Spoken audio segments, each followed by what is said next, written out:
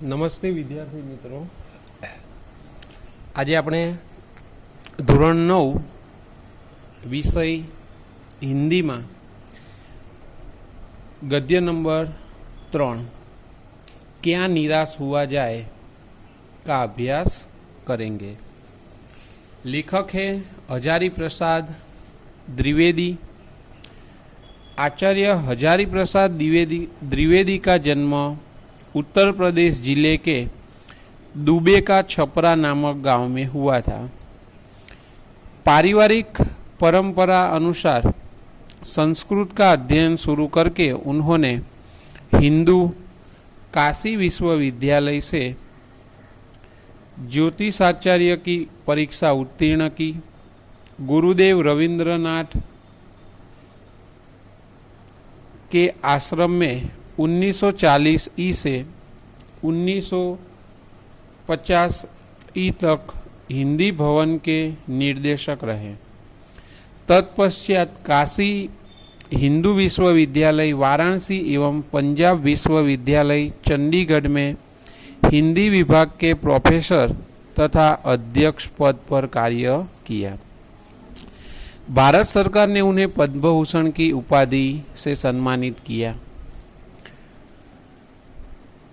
कि हजारी प्रसाद द्विवेदी है, हजारी प्रसाद द्विवेदी, उनका जन्म सन 1907 उत्तर प्रदेश के बलिया जिले के दुबे छापरा नामक गांव में हुआ था। उनकी पारिवारिक परंपरा अनुसार उनकी शिक्षा संस्कृत से शुरू हुई थी और हिंदू काशी विश्वविद्यालय से उन्होंने ज्योतिष आचार्य की परीक्षा उत्तीर्ण की थी।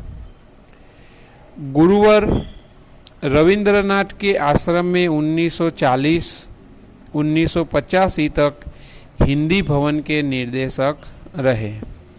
तत्पश्चात वे काशी हिंदू विश्वविद्यालय वाराणसी एवं पंजाब विश्वविद्यालय चंडीगढ़ में हिंदी विभाग के प्रोफेसर तथा अध्यक्ष के रूप में उन्होंने कार्य किया और भारत सरकार ने उन्हें पद्म भूषण की उपाधि से सम्मानित किया था। हिंदी साहित्य जगत में द्विवेदी जी एक निबंधकार, उपन्यासकार, समालोचक तथा शोधकर्ता, इतिहासकार के रूप में प्रचलित है। अशोक के फूल, विचार प्रवाह, कुटज, कल्पलता आदि निबंध संग्रह, बाण भट्ट की आत्मकथा, पुनर्नवा, चारु चंद्रलेख, अनामदास का पौधा, उपन्यास तथा कबीर, सूरदास हिंदी साहित्य का आदिकाल, साहित्य सहचर, हिंदी साहित्य उद्भव और विकास, हिंदी साहित्य की भूमिका आदि आलोचना तथा इतिहास ग्रंथ है। यानी कि हजारी प्रसाद द्विवेदी है, उन्होंने हिंदी साहित्य जगत में निबंधकार, उपन्यासकार, आलोचक और शोधकर्ता, इतिहासकार के रूप में प्रचलित है। लेकिन उन्होंने इन साहित्यिक विद्याओं में अपना योगदान दिया है। उनमें से देखिए उनकी साहित्यिक रचना है तो उसमें अशोक के फूल, विचार प्रवाह, कुटज, कल्पलता आदि उनके निबंध संग्रह है। बाण भट्ट की आत्मकथा, पुनर्नवा, पुनर्नवा, चारु चंद्रलेख, अनामदास का पौधा उनके उपन्यास है। कबीर, सूरदास हिंदी साहित्य का आदिकाल, साहित्य सहचर, हिंदी साहित्य उद्भव और विकास, ये सब उनके आलोचनात्मक ग्रंथ है। प्रस्तुत निबंध में क्या निराश हुआ जाए गद्य का साहित्य प्रकार है निबंध।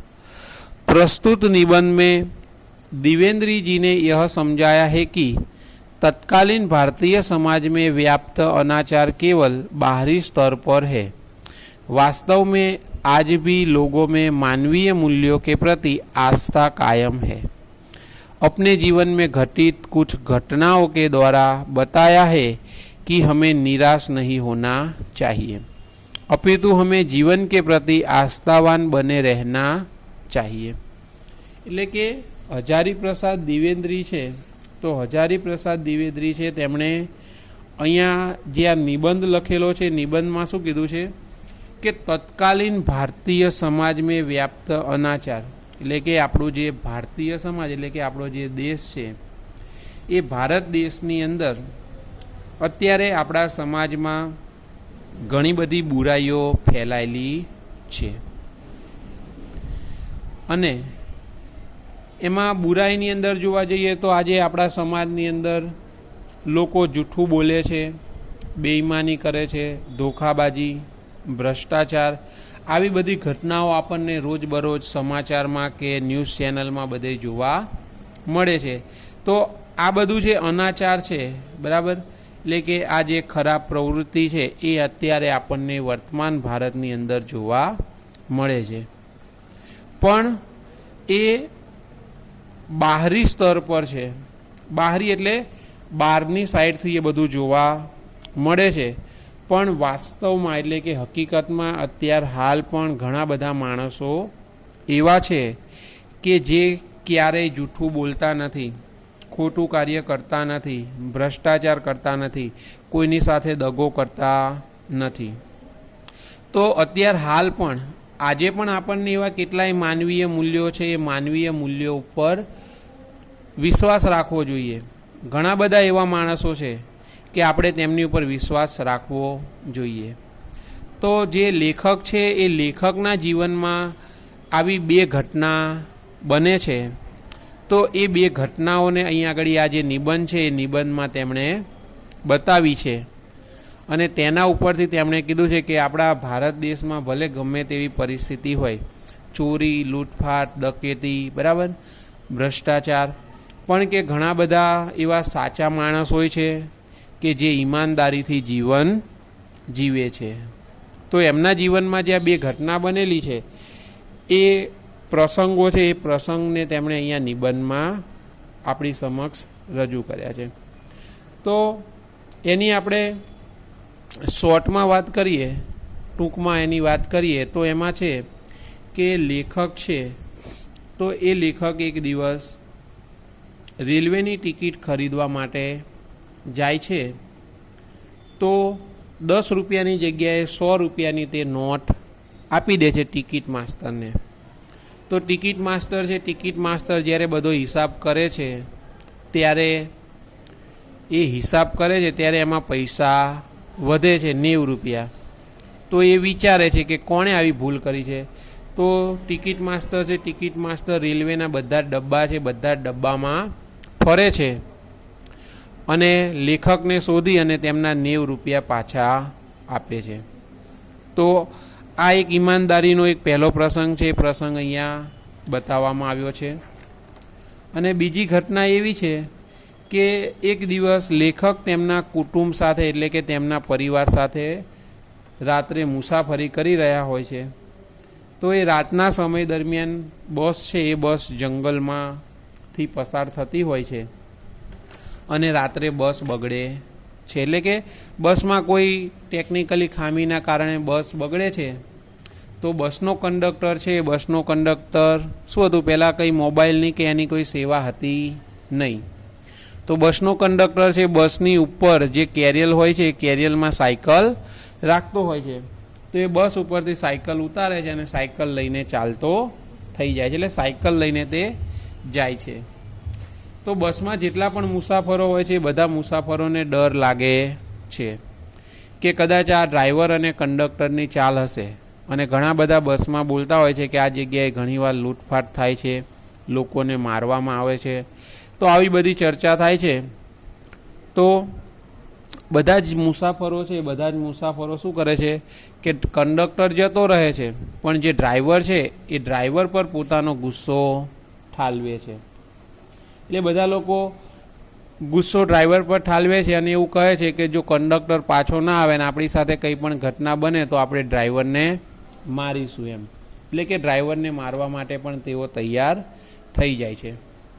અને લેખક છે એ લેખક બધા લોકોને સમજાવે છે કે આપણે આવું કરવું જોઈએ નહીં, બરાબર. પણ એ છતાં પણ લોકો તૈયાર હોતા નથી માનવા. તો શું કરે છે, ડ્રાઈવરને વચ્ચે બેસાડે છે ને આજુબાજુમાં બધા મુસાફરો એની ગોળ ફરતે ગોઠવાઈ જાય છે કે જેથી કરીને તે ભાગીને જાય નહીં. અને આ રીતે તેની રાહ જોઈને બેસા રહે છે. અને થોડો સમય પસાર થાય છે એટલે કંડક્ટર છે એ કંડક્ટર નવી બસ લઈને પાછો આવે છે. અને જ્યારે પાછો આવે છે ત્યારે તે કંડક્ટર છે એ કંડક્ટરે જોયું હોય છે કે લેખકના જે બાળકો છે તેમને ભૂખ લાગી હોય છે, તો એ બાળકો માટે તે પાણી અને દૂધ સાથે લઈને આવે છે. તો આ તેમના જીવનની બીજી ઘટના હતી કે લોકો ભલે ગમે તે કહેતા હોય કે અહીંયા ચોરી થાય છે, લૂંટફાટ થાય છે, ભ્રષ્ટાચાર થાય છે, પણ કે આપણા દેશમાં આવા પણ કેટલા ઈમાનદાર અને સારા માણસો પડ્યા છે. તો કે આપણે એવી ક્યારેક ઘટના બને આપણી સાથે તો આપણે ક્યારેય નિરાશ થવું જોઈએ નહીં. કે જે સારી ઘટના બને છે સારી ઘટનાને યાદ કરી અને આપણે આગળ એમાંથી કંઈક શીખવું જોઈએ અને એમાંથી આપણે સારી રીતે જીવન જીવવું જોઈએ. એટલે અહીંયા આ બે પ્રસંગ છે, પ્રસંગ દ્વારા લેખક શું કહેવા માગે છે કે આપણે જીવનમાં ક્યારેય નિરાશ થવું જોઈએ નહીં, બરાબર. તો એટલા માટે આપણું જે શીર્ષક છે ક્યાં નિરાશ હોવા જાય એ શીર્ષક રાખવામાં આવ્યું છે. એટલે કે ઘણી બધી ઘટનાઓ એવી બને છે પણ કે આપણા જીવનમાં આવી સારી ઘટના બની હોય તો એ આપણે યાદ રાખવી જોઈએ અને એનાથી આપણે નિરાશ થવું જોઈએ નહીં. એટલે કે હંમેશા આપણે આવા પ્રસંગો છે પ્રસંગોને આપણે યાદ રાખવા જોઈએ અને એમાંથી કંઈક આગળ આપણે શીખવું જોઈએ. તો માટે લેખક છે લેખકે આ બે પ્રસંગ દ્વારા કોઈને નિરાશ નહીં થવું જોઈએ એની વાત કરી છે, એનો સંદેશો આપ્યો છે કે ભલે આપણા દેશમાં ગમે તેટલી ઘટનાઓ બનતી પણ કે જે ઘટનાઓ બને છે એની અંદર કેટલા એવા સારા ઈમાનદાર માણસો પણ છે કે એમના દ્વારા આપણે સારી રીતે જીવન જીવી શકીએ છીએ. તો આ જે બે પ્રસંગ છે એ બે પ્રસંગ વિશે આપણે આ ગદ્યમાં અભ્યાસ કરવાનો છે. मेरा मन कभी कभी बैठ जाता है, समाचार पत्र में ठगी, डकैती, चोरी, तस्करी और भ्रष्टाचार के समाचार भरे रहते हैं. आरोप प्रत्यारोप का कुछ ऐसा वातावरण बन गया है कि लगता है देश में कोई ईमानदार आदमी नहीं रह गया है. हर व्यक्ति संदेह की दृष्टि से देखा जा रहा है. जो जितने ही ऊंचे पद पर है उनमें उतनी ही अधिक दोष दिखाई जाते हैं. હવે શું કીધું છે કે ઘણીવાર લેખક શું કહે છે કે ઘણીવાર મારું મન છે એ મારા મનને ઘણીવાર દુઃખ થાય છે એમ કે જ્યારે હું સમાચાર પત્ર વાંચું અથવા તો ન્યૂઝપેપર જોઉં છું તો આપણા સમાચાર પત્ર અને ન્યૂઝપેપર છે ન્યૂઝપેપરની અંદર ચોરી, ડકેતી એટલે કે લૂંટફાટ, બરાબર, કોઈની સાથે ધોખાધડી કરવામાં આવી છે, તસ્કરી એટલે કે લોકોને મારીને લૂંટી લેવામાં આવ્યા છે, નેતાઓ દ્વારા ભ્રષ્ટાચાર કરવામાં આવે છે, આવા બધા સમાચાર આપણને સાંભળવા મળે છે અને ન્યૂઝ ચેનલમાં જોવા મળે છે.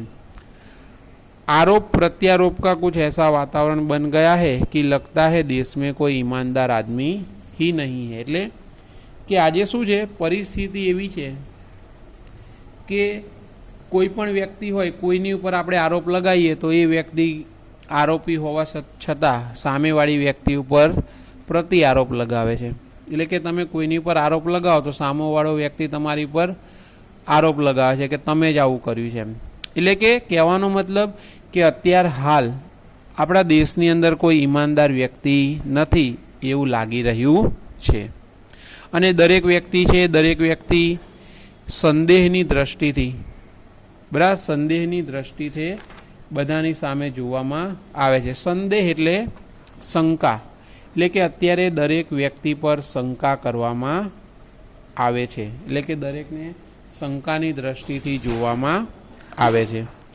અને એમાં પણ જેટલા પણ લોકો ઊંચા પદ ઉપર બેઠા છે અને એ જ લોકોમાં સૌથી વધારે દોષ જોવા મળે છે, એટલે કે જે લોકો નેતા છે અથવા ઊંચી હોદ્દા ઉપર જે લોકો બેઠા છે એ બધા જ લોકોમાં એટલા જ દોષ જોવા મળે છે। एक बहुत बड़े आदमी ने मुझसे एक बार कहा था कि इस समय सुखी वही है जो कुछ नहीं करता, जो कुछ भी करेगा उसमें लोग दोष खोजने लगेंगे, उसके सारे गुण भुला दिए जाएंगे और दोषों को बढ़ा चढ़ाकर दिखाया जाने लगेगा। दोष किसमें नहीं होते, यही कारण है कि हर आदमी दोषी अधिक दिख रहा है, गुणी कम या बिल्कुल नहीं। स्थिति अगर ऐसी ही है तो निश्चय ही चिंता का विषय है। हवे शू कीधुं छे अहींया कि एक दिवस बहुत बड़े आदमी ने એટલે કે કોઈ એક મોટો વ્યક્તિ છે અમીર, એ વ્યક્તિએ મને પૂછ્યું કે એટલે કે મને એવું કીધું એમ કે આજે સૌથી સુખી इस समय में એટલે કે આજના સમયમાં સૌથી સુખી તે છે જે કંઈ જ કામ કરતા નથી। બરાબર, એ લોકો આજના સમયની અંદર સૌથી સુખી છે। અને જો કોઈ વ્યક્તિ છે જે કંઈ કામ કરે છે, બરાબર, તો એ કામ કરે છે તો એની અંદર એક વ્યક્તિ કામ કરે છે, 10 વ્યક્તિ હોય છે, 10 વ્યક્તિ તેનામાં દોષ શોધે છે। બરાબર, એટલે કે કોઈ પણ વ્યક્તિ હોય, હવે એક વ્યક્તિ છે, એક વ્યક્તિ કામ કરે છે અને બીજા 10 વ્યક્તિ છે એ વ્યક્તિ એના દોષ શોધે છે। દોષ એટલે કે એની બુરાઈ કરે છે। બરાબર, શું થશે, એની બુરાઈ કરે છે અથવા તો તેનો અપરાધ ગોતે છે કે આને શું ભૂલ કરી છે। બરાબર, તો એવી રીતે અત્યારનો સમય એવો છે કે જે વ્યક્તિ કંઈ જ કરતા નથી એ વ્યક્તિ સૌથી સુખી છે એમ। અને જે લોકો કામ કરે છે તે વ્યક્તિ કામ કરે છે પણ એની પાછળ 10 જણા છે, 10 જણા તેના દોષ એટલે કે તેની ભૂલો શોધનારા ઊભા છે। અને એક ભૂલ થાય તો એ ભૂલને લોકો શું કરે છે, વધારે બઢા ચઢાકર એટલે કે તેમાં ઉમેરો કરી અને વધારો કરી અને લોકો સામે તે ભૂલ બતાવવામાં આવે છે। એનાથી નાની ભૂલ થઈ હોય પણ શું છે કે એક વ્યક્તિને ખબર પડે, 2 ને પડે, 3 ને પડે, એમ કરતાં કરતાં બધાને ખબર પડે તો શું થાય કે એની નાની ભૂલ હોય પણ એમાં લોકો વધારો કરે અને વધારો કરી અને બધાને બતાવવામાં આવે છે। એટલે બઢા ચઢાકર દિખાયા જાતા। એટલે એવું કીધું છે કે નાની ભૂલ હોય છે પણ એ નાની ભૂલ છે એમાં વધારો કરી અને લોકો સમક્ષ તે બતાવવામાં આવે છે। એટલે એવું કહેવામાં આવ્યું છે કે દોષ કોનામાં નથી એમ। અત્યારના સમયમાં જોવા જઈએ તો દરેક માણસમાં દોષ છે। ભાઈ, એટલે કે દરેક માણસ છે, દરેક માણસમાં આપણને બુરાઈ જોવા મળે છે અથવા તો ભૂલો જોવા મળે છે। ગુણી કમ યા બિલકુલ નહીં, એટલે કે અત્યારે દરેક માણસમાં ભૂલો અથવા તો તેનામાં બુરાઈ જોવા મળે છે અને તેનામાં ગુણ તો જોવા મળતા નથી, અથવા તો ગુણ જોવા મળે છે, સારા ગુણ, પણ કેટલા પ્રમાણમાં, થોડા પ્રમાણમાં, અથવા તો ક્યાંય જોવા મળતા, બિલકુલ પણ જોવા મળતા નથી। અને કે જો આપણા દેશની સ્થિતિ આવીને આવી રહી તો ખરેખર આ પરિસ્થિતિ ચિંતાનો વિષય છે। આવું લેખક છે એ લેખકને એક વ્યક્તિએ વાત કરી હતી। બરાબર, એટલે કે આપણા દેશમાં જો આવીને આવી પરિસ્થિતિ રહી કે લોકો એકબીજાના દોષ શોધે છે, તેને વધારો કરી અને લોકો સમક્ષ રજૂ કરે છે, તો કે આવીને આવી પરિસ્થિતિ રહી તો આપણા માટે એ ચિંતાનો વિષય છે। क्या यही भारत वर्ष है जिसका सपना तिलक और गांधी ने देखा था? रविंद्रनाथ ठाकुर और मदन मोहन मालवीय का महान संस्कृत सभ्य भारतवर्ष किसी अतीत के गह्वर में डूब गया है। आर्य और द्रविड़, हिंदू और मुसलमान, यूरोपीय और भारतीय आदर्शों की मिलन भूमि, महामानव समुद्र क्या सूख ही गया है? मेरा मन कहता है ऐसा हो नहीं सकता। हमारे महान मनुष्यों के सपनों का भारत है और रहेगा। હવે શું કીધું છે અહીંયા કે શું કીધું છે કે આ એ જ ભારત દેશ છે જેનું સ્વપ્ન ગાંધીજી અને લોકમાન્ય તિલક દ્વારા જોવામાં આવ્યું હતું કે આ એ જ દેશ છે જ્યાં આગળ રવિન્દ્રનાથ ટાગોર એટલે કે રવિન્દ્રનાથ ઠાકુર છે પણ રવિન્દ્રનાથ ટાગોરની વાત કરીએ છીએ કે આ એ જ ભારત દેશ છે જ્યાં રવિન્દ્રનાથ ટાગોર, મદન મોહન માલવીય જેવા મહાન વ્યક્તિ હતા અને તેમના દ્વારા જે ભારતની સંસ્કૃતિ અને ભારતની જે સભ્યતા હતી એ સભ્યતાની વાતો કરવામાં આવતી હતી. એટલે કે આ એ જ ભારત દેશ છે જેની મહાનતાની વાતો રવિન્દ્રનાથ ટાગોર, મદન મોહન માલવીય દ્વારા લોકોને કરવામાં આવી હતી. તો કે એની સભ્યતા અને સંસ્કૃતિની વાત કરવામાં આવી હતી. પણ કે આજે એ ભારતની સભ્યતા અને સંસ્કૃતિ છે એ સંસ્કૃતિ ક્યાંક ખોવાઈ ગઈ હોય એવું લાગી રહ્યું છે એમ. એટલે અહીંયા આગળ એવું કીધું છે કે આ ભારતની જે સંસ્કૃતિ છે અહીંયા આગળ આપ્યું છે ગહ્વર એટલે ગઢા. એટલે કે આ ભારત દેશની જે સંસ્કૃતિ અને સભ્યતા હતી એ સભ્યતા અતીત એટલે કે ભૂતકાળના જે ભૂતકાળ છે એ ભૂતકાળમાં ખોવાઈ ગઈ છે. આપણા ભારત દેશની અંદર આર્ય, દ્રવિડ, હિન્દુ, મુસ્લિમ, યુરોપીય અને ભારતીય આદર્શ એટલે કે આપણા દેશની અંદર આર્ય, દ્રવિડ, હિન્દુ, મુસ્લિમ બરાબર, યુરોપિયન કન્ટ્રીમાંથી પણ ઘણા બધા લોકો આવ્યા હતા, જેમ કે ડચ છે, ફિરંગીઓ છે, વરલંદા છે, અંગ્રેજો છે. તો આ બધા જ લોકો આપણા દેશમાં આવીને રહ્યા હતા અને બધા જ લોકો આપણા દેશમાં આવીને રહ્યા હતા. આપણા દેશમાં રહ્યા, આપણી ભાષા, આપણી સંસ્કૃતિ, આપણી સભ્યતા એના બધા વિશે તેમણે જાણકારી મેળવી હતી. બરાબર. તો આપણો જે દેશ છે એ દેશને શું કીધું છે? ભારતીય આદર્શો કી મિલન ભૂમિ મહામાનવ સમુદ્ર ક્યાં સુખહી ગયા है. એટલે કે આપણા દેશની અંદર પ્રાચીન સમયથી જ આપણો દેશ છે એ દેશ કેવો છે? વિશાળ છે. અને આપણા દેશમાં અનેક જાતિના લોકો આવીને વસ્યા હતા અને વિદેશી છે બરાબર, એટલે કે જે અંગ્રેજો છે, ફિરંગીઓ છે, ડચ છે બરાબર. તો આ બધા જ લોકો છે એ બધા જ લોકો ભારતમાં આવીને વસ્યા હતા અને અહીંયા આવીને રહ્યા હતા. અને આપણી જે ભારતીય સંસ્કૃતિ છે અને સભ્યતા છે એનાથી તે લોકો પ્રભાવિત થયા હતા અને આપણી જે સંસ્કૃતિ છે એ સંસ્કૃતિ સાથે તે લોકો જોડાઈ ગયા હતા અને આપણી સંસ્કૃતિનો પ્રભાવ તેમાં પડ્યો હતો. બરાબર. એ લોકો ઉપર આપણી સંસ્કૃતિનો પ્રભાવ પડ્યો હતો. એટલે કે એટલા માટે જ આપણને આપણો દેશ છે, આપણા દેશને અહીંયા મહામાનવ સમુદ્ર એવું કહેવામાં આવ્યું છે કે બધી જ જાતિના, અલગ અલગ દેશના, વિદેશના બરાબર બધા જ દેશના લોકો આપણા ત્યાં આગળ આવ્યા અને આવીને રહ્યા અને આપણી જે સંસ્કૃતિ છે સંસ્કૃતિમાં તે સભ્યતામાં તે લોકો જોડાયા બરાબર. અને આપણી સાથે સભ્યતા અને સંસ્કૃતિ પ્રમાણે તે લોકો રહ્યા હતા.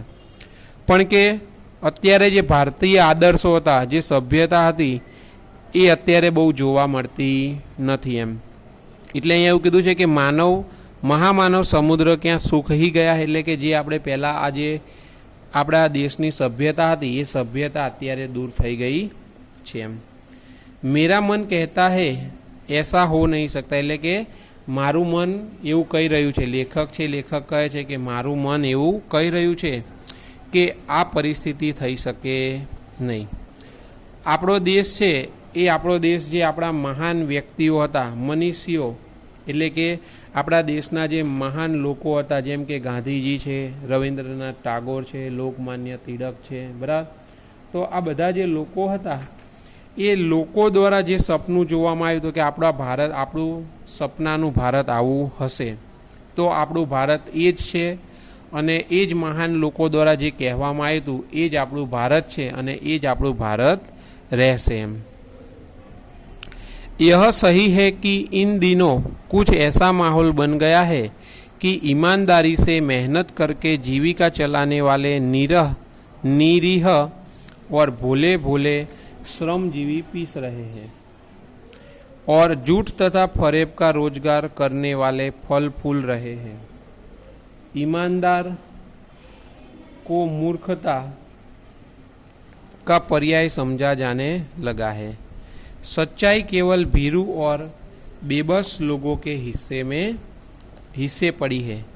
ऐसी स्थिति में जीवन के महान मूल्यों के बारे में लोगों की आस्था ही हिलने लगी है। હવે શું કીધું છે લેખક? શું કહે છે કે એ વાત સાચી છે એમ કે અત્યારના દિવસોનો જે સમય છે, અત્યારનો જે સમય છે એ સમય એવો થઈ ગયો છે કે ઈમાનદારીથી જે લોકો મહેનત કરે છે અને જીવિકા પ્રાપ્ત કરે છે, એટલે કે ઈમાનદારીથી જે લોકો મહેનત કરે છે અને પૈસા કમાઈને પૈસા કમાઈ અને રોટલો ખાય છે, બરાબર, તો એ લોકો છે નિહીર એટલે નિર્દોષ.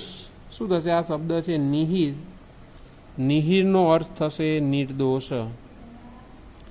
એટલે કે અત્યારનો જે સમય છે, સમયની અંદર જે લોકો ઈમાનદારીથી ખરેખર મહેનત કરી અને જે પૈસા કમાઈ અને પોતાનું જીવન જીવે છે એવા નિર્દોષ અને ભોલે ભાલે એટલે કે એવા ભોળા મનુષ્ય છે, એવા શ્રમજીવી એટલે કે એવા ભોળા નિર્દોષ અને ભોળા શ્રમજીવી એટલે કે મહેનત કરનારા જે લોકો છે એ લોકો અત્યારે આ સમયમાં પીસાઈ રહ્યા છે.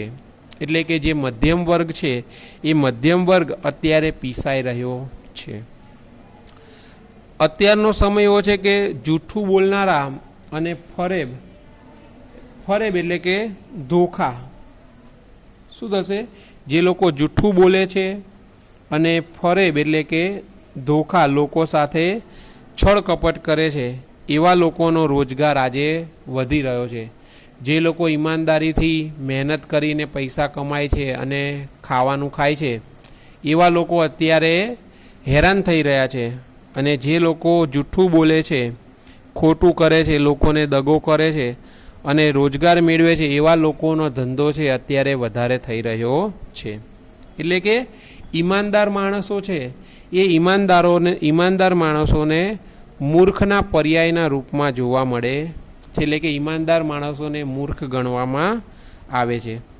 અને હંમેશા સચ્ચાઈ છે, કોઈ પણ સાચું કાર્ય હોય અથવા તો સચ્ચાઈ છે, એ સચ્ચાઈ ફક્ત કેવલ એટલે કે ફક્ત ભીરું એટલે કે ડરપોક, બરાબર. ભીરુનો અર્થ શું થશે?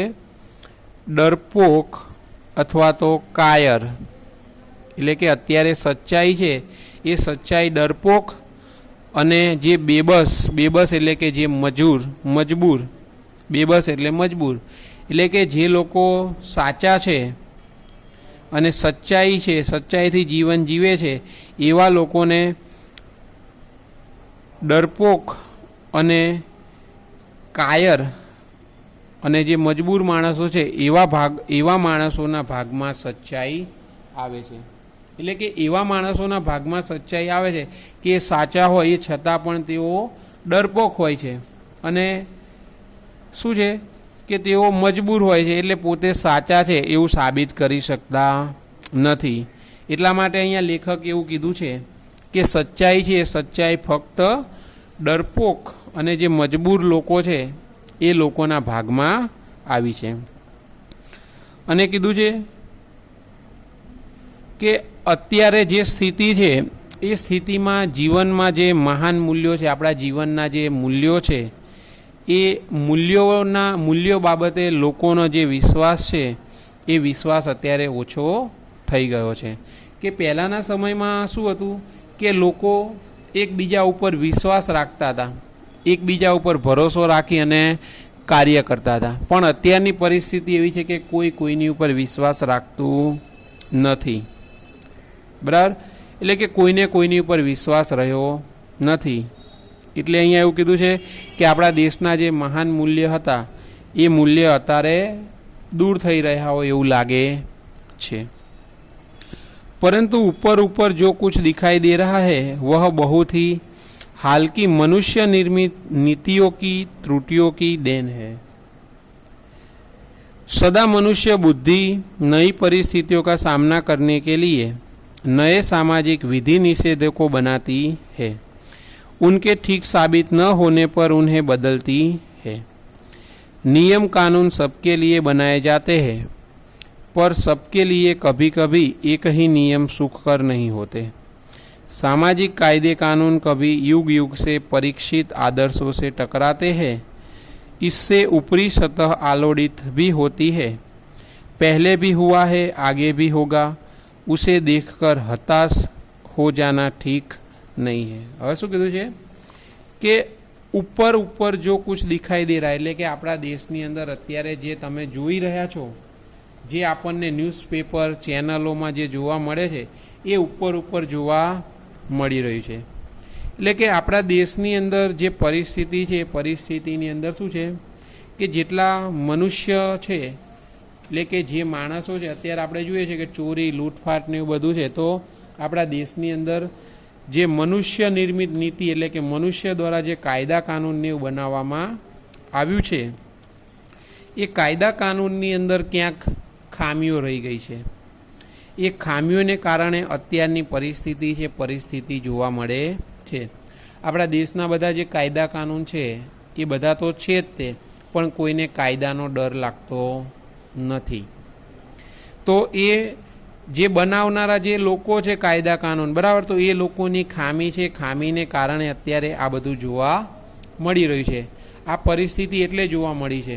બાકી આપણા કાયદા કાનૂન બીજા દેશની જેમ બહુ સખ્ત હોય, બરાબર, તરત જ એની ઉપર એક્શન લેવામાં આવતી હોય તો કોઈ ચોરી લૂંટફાટ કે ભ્રષ્ટાચાર કંઈ જ કરે નહીં, પણ એ સમયે જે ખામીઓ રહી ગઈ છે એના કારણે અત્યારની પરિસ્થિતિ જોવા મળે છે।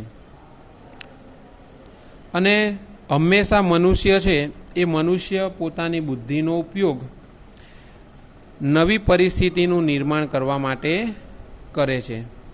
અને શું થાય છે કે દરેક માણસ શું કરે છે, પોતાની જે નવી પરિસ્થિતિ છે, નવી પરિસ્થિતિ માટે તે પોતાની બુદ્ધિનો ઉપયોગ કરે છે। અહીંયા આગળ કીધું છે વિધિ નિષેધ, એટલે કોઈ કામ કરને યા ન કરને કા નિર્દેશ, એટલે કે મનુષ્ય શું કરે છે, પોતાની બુદ્ધિનો ઉપયોગ કામ કરવું કે ના કરવું એની માટે પોતાની બુદ્ધિનો ઉપયોગ કરે છે।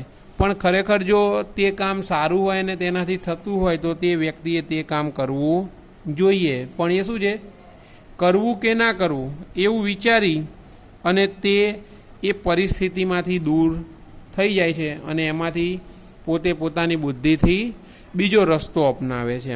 એટલે કે પોતે જે કાર્ય કરવાનું છે એ કાર્ય